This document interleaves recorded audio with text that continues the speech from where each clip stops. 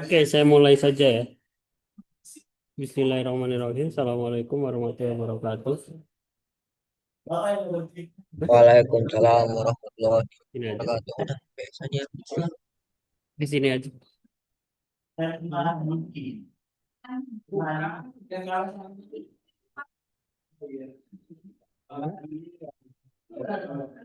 Alhamdulillah.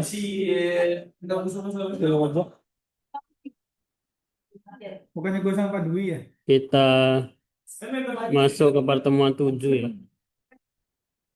UTS-nya nanti di pertemuan 9. Minggu depan kita masuk pertemuan 8.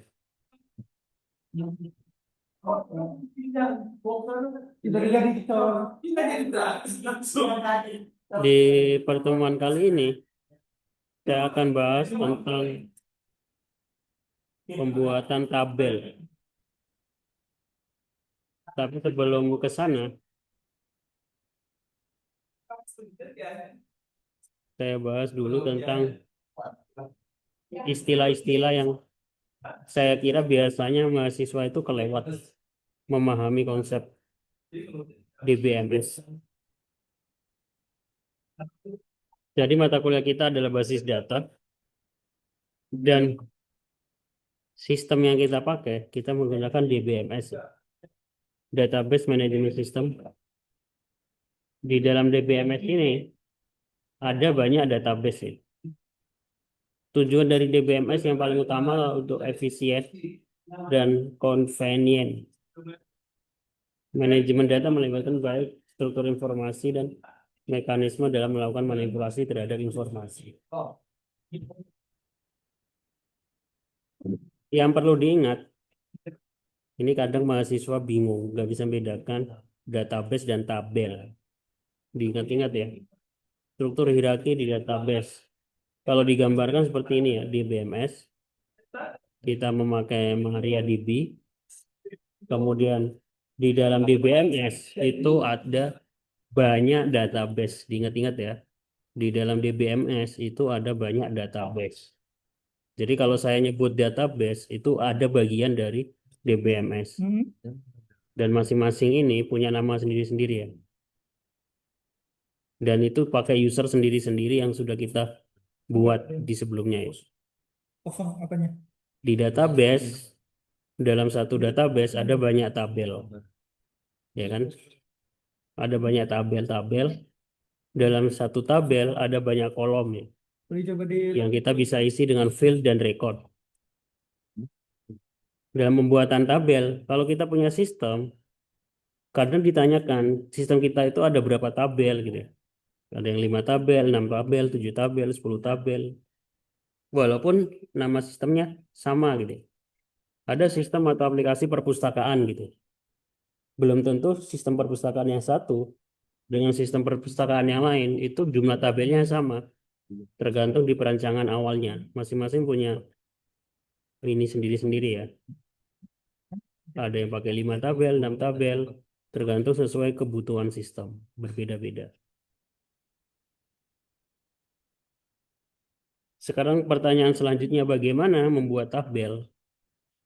Kita bisa membuat tabel dengan menggunakan query SQL. Query SQL nanti dibagi menjadi 3. Data definisi language, data manipulasi language, sama data transaksi language. Yang pertama, basicnya adalah data definisi language. Bahasa pemrograman yang kita gunakan adalah SQL. Kepanjangan dari struktur query language. Digunakan untuk mengakses basis data relasional ya. Karena ada basis data yang tidak relasional. Di data definisi data manipulasi language ini, data definisi ya, ada beberapa perintah dasar basic yang sering dipakai. Makanya saya sarankan menggunakan command prompt ya. Tidak disarankan menggunakan php-myadmin. Jadi harus ditulis. Yang pertama ada create database, perintah untuk membuat database baru. Ada create table, perintah untuk membuat tabel baru. Ada drop table, perintah untuk mendelete tabel, ada alter table, perintah untuk mengedit, merubah tabel.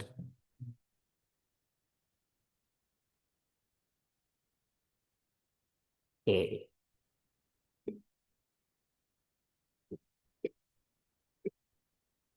Data manipulasi language. Selain itu, tadi untuk pembuatan tabel sama basis data ya. Nah, untuk menambah datanya di masing-masing tabel, menambah record atau data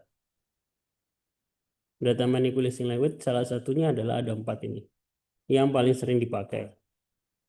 Ada select, digunakan untuk mengambil atau menampilkan data. Ada delete, menghapus data.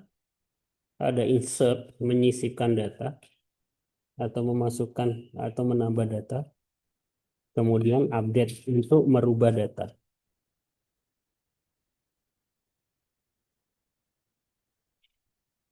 Nah, di pertemuan awal dulu, di pertemuan pertama atau kedua ya, pertama kayaknya.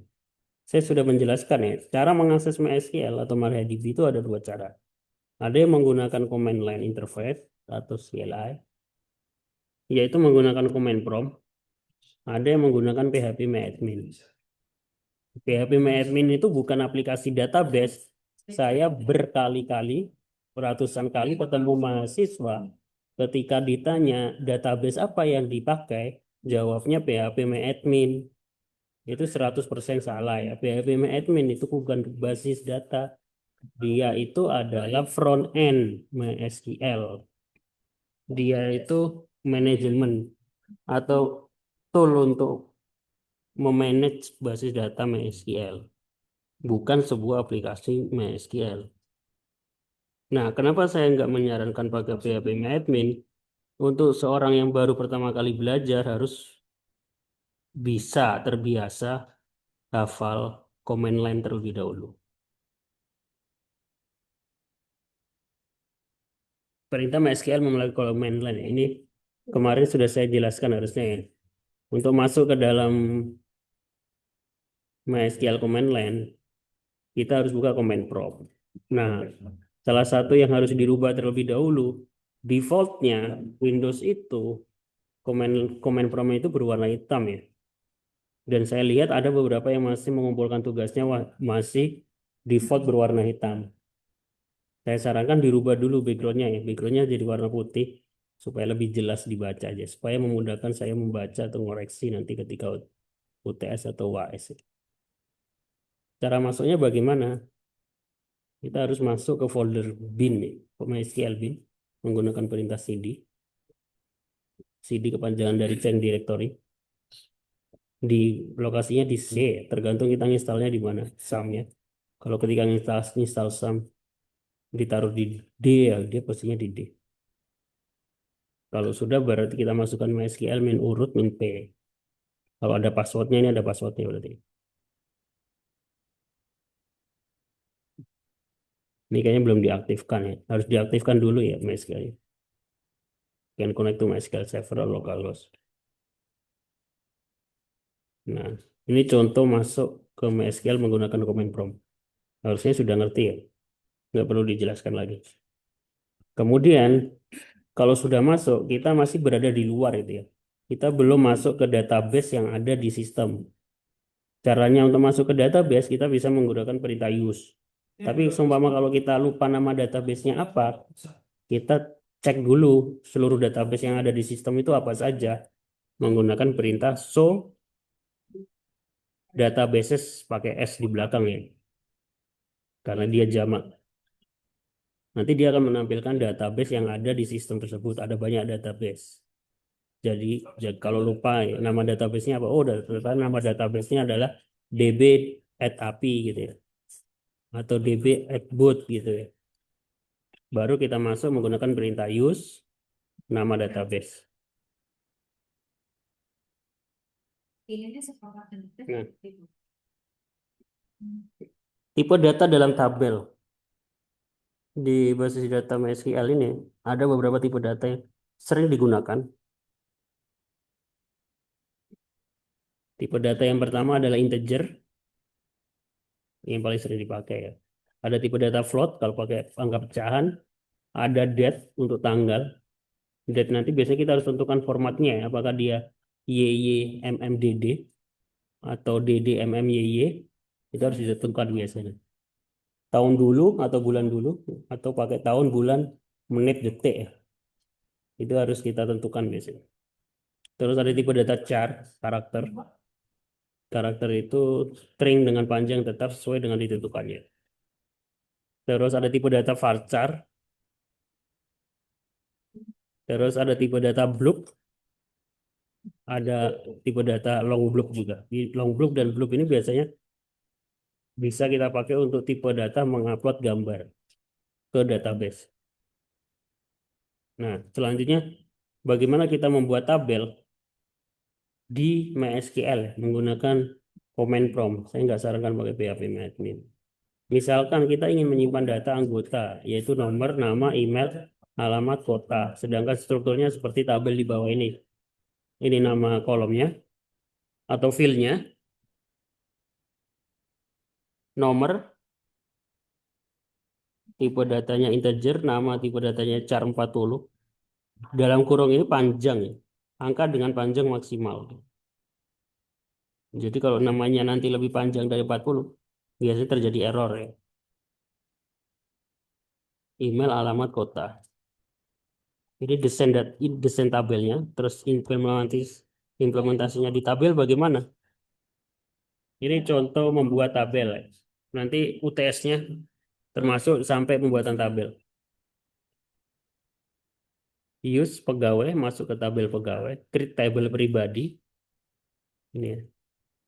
Name tipe datanya integer 10, nama varchar 30, alamat varchar 30, telepon varchar 10. Ada diakhiri dengan titik koma. Nah, di sini belum ada primary key, foreign key. Foreign key belum ada. Di sini cuma kita sebutkan name itu sebagai primary key.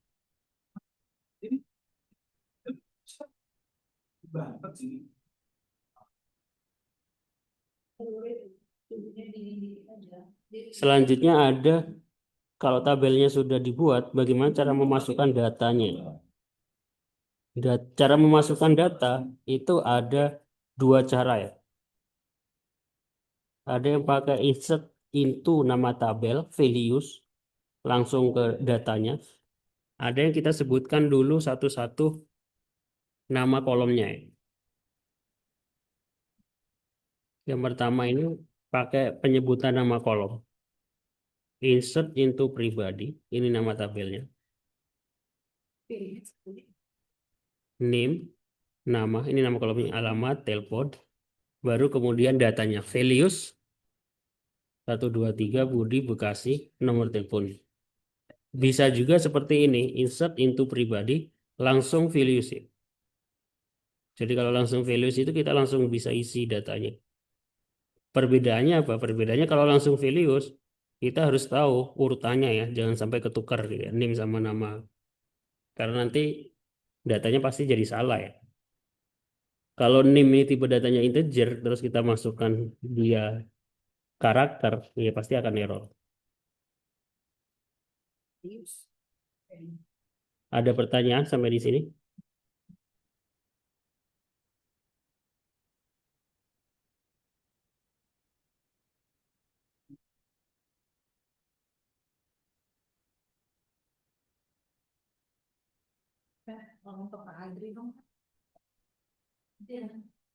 Nah, kalau sudah kita isi, kita bisa menampilkan datanya menggunakan perintah select. Select. Terus kalau kita ingin nampilkan beberapa aja, kita tinggal tuliskan nama kolomnya ya. Tapi kalau kita ingin menampilkan seluruh yang ada isi dalam tabel, kita pakai perintah bintang. Bintang menunjukkan seluruhnya. Select bintang from dari tabel pribadi. Dia akan menampilkannya dalam bentuk tabel seperti ini.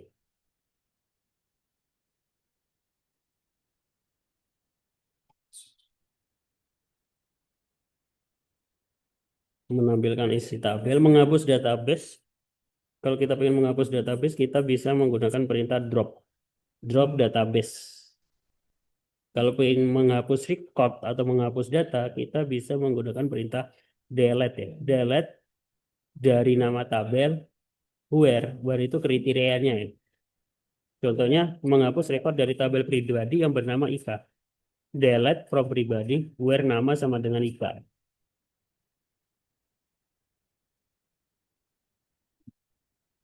Ini contohnya. Kita lakukan perintah delete from pribadi where nama sama dengan Budi. Jadi kita tampilkan lagi sel bintang from pribadi. Budi sudah nggak ada di tabel pribadi karena sudah ke delete.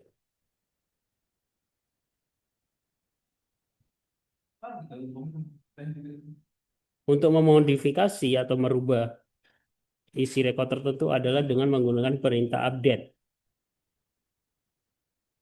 Untuk merubah, kita bisa menggunakan perintah update. Query-nya adalah update nama tabel set kolom 1 nilai baru, kolom 2 nilai baru dengan diikuti dengan kriteria. Contohnya update pribadi set nama Susi Susanti, where nama Susi ya. Ketika kita pengen merubah nama Susi menjadi Susi Susanti.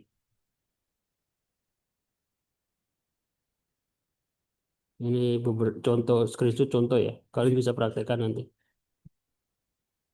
Menampilkan data dengan record tertentu dengan query atau klausa where. Jadi kita pengen menampilkan klausa where tertentu ya. Cuma di sini saya hanya pengen menampilkan yang NIM-nya 1 2 3. Jadi select bintang from nama tabel where kita tambahkan klausa where NIM sama dengan 1 2 3.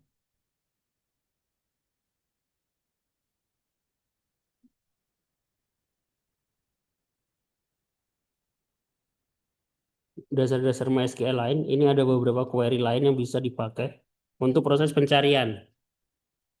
Sama seperti dalam, kalau yang sudah terbiasa pakai Microsoft Excel mungkin terbiasa ya. Pakai klausa-klausa seperti ini.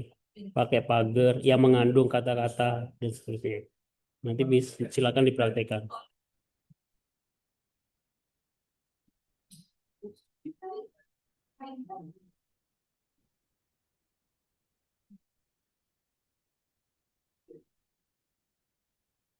Merubah nama menggunakan rename. Ini contohnya. Kemudian ini tutorial PHP MyAdmin set. Ini sekilas saja karena harusnya mudah.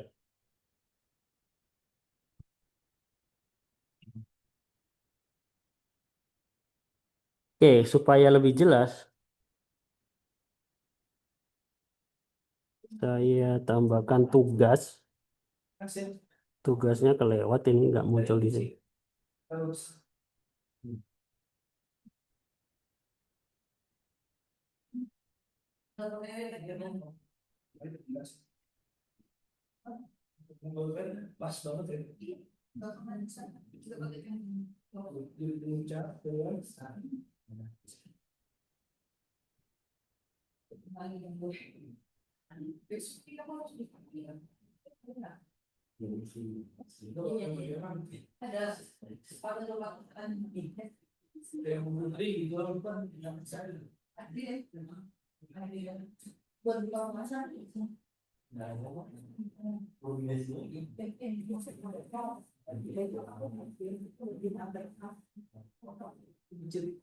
Ini tugas lanjutannya ya. Melalui command prompt masuk ke data melalui command prompt masuk ke database yang sudah dibuat di tugas sebelumnya. Gede gara-gara ada pesan. Terus pesan itu berapa persen dari pembuatan Buat tabel dengan nama mahasiswa NIM masing-masing. Ini tabel ya dengan isi NIM, nama, alamat, jurusan ya.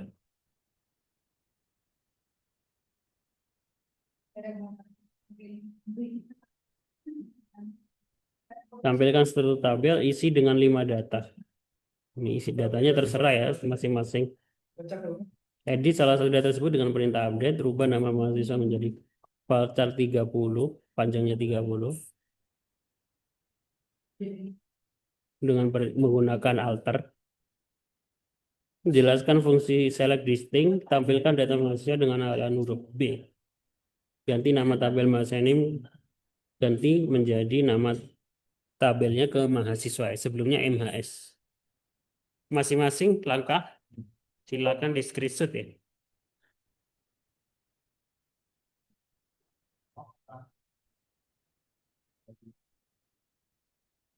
Tapi udah makan.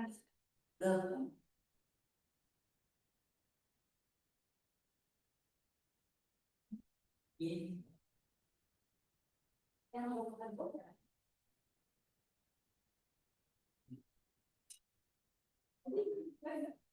Bisa enggak?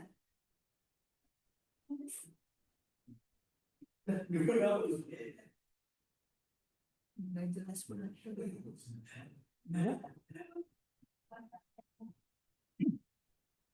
Sedot lebih kan? Siapa yang nggak pakai sedotan?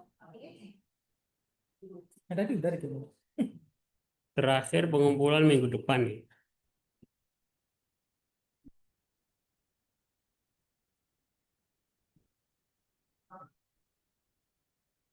Jadi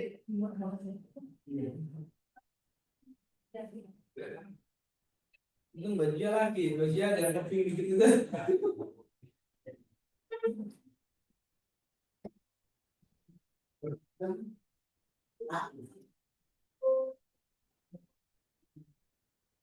Oke.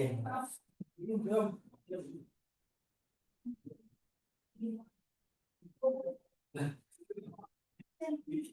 masih ada.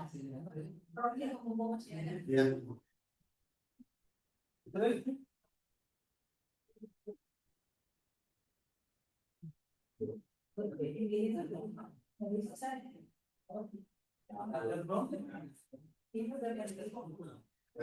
Oke, sampai sini ada pertanyaan?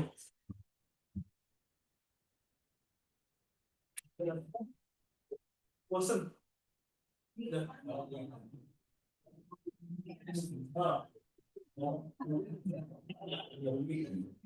Enggak ada pertanyaan? Pak, Ya, untuk tugasnya itu isinya screenshot aja, Pak, atau perlu dijelasin? ya. Screenshot aja nggak apa-apa. Dijelasin juga. Dijelasin di situ kan ada beberapa pertanyaan ya. Jangan cuma screenshot aja. Oh, Di- oke, Pak. Dikasih penjelasan nomor satu. Ini screenshot nomor satu. Soal nomor satu. Ini screenshot soal nomor dua. Oke, Biar Pak. lebih enak dibaca aja. Jangan tiba-tiba Pak. semuanya screenshot. Oke, Ya, Pak. Terima kasih. tapi sama.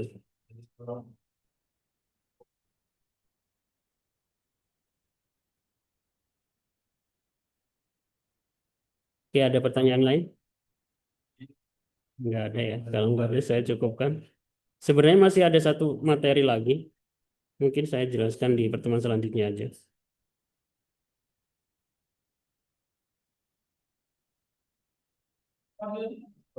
Terima kasih untuk yang sudah datang. Saya akhiri. Assalamualaikum warahmatullahi wabarakatuh. Waalaikumsalam warahmatullahi Waalaikumsalam. wabarakatuh. Terima kasih, Pak.